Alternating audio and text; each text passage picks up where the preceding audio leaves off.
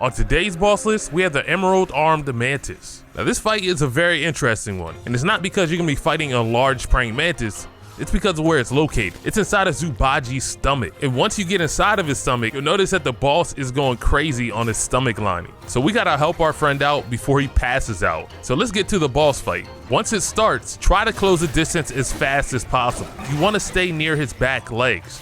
A lot of his attacks are frontal attacks, so just try to rotate towards his back legs each time he attacks. And hit him with Immobilize. That's one of your best spells that you have, just to slow him down a little bit and give you some time to follow that up with Wandering White. And use your transformation spells. It's really smart to use it early, just to give it time to recharge, just in case the fight lasts longer than what you think. Aside from Ebb and Flow, I like using Red Tides. That burn damage definitely builds up, especially if you get enough hits in and you activate that damage over time meter. Now whether you're transformed or in your normal form, you still want to stay towards his back tail. He does have an attack with his tail where he can swipe at you, but it won't do too much damage and you can easily dodge it. Now one spell you definitely want to factor in is the Wind Tamer. Use that to stun the boss and then get in close and do some damage. Now this boss is a two-phase boss. Once you get his health down low enough, it'll go to a cutscene and it'll go into a second phase. When the second phase starts, I highly advise using Cloud Step, just so you can dodge that first attack and so you can see some of the moves that he's going to do. Instead of attacking straight forward now,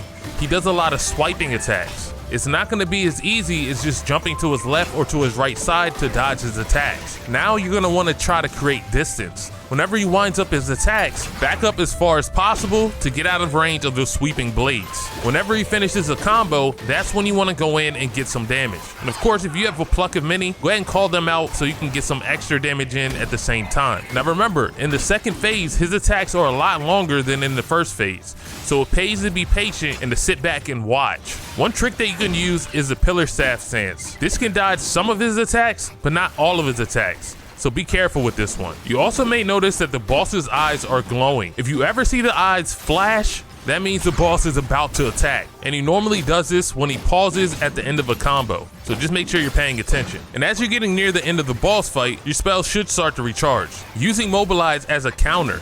If you find yourself in a bad situation and think that you're about to take a lot of damage, just cast Immobilize, freeze them, and dodge, or just get some extra hits in. If you use Wind Tamer at the beginning of the fight, it should be recharged now, and you should be able to use it at the end of the fight. Always be cautious when you're casting this spell. If you need to, just create some distance before you cast it. And try to position yourself so when you cast a spell, it pushes the boss into a wall, and you don't have to chase the boss around while he's getting blown around. But once you got him into a corner, get in close, do as much damage as possible, cast any other spells that you have, and then finish this boss off.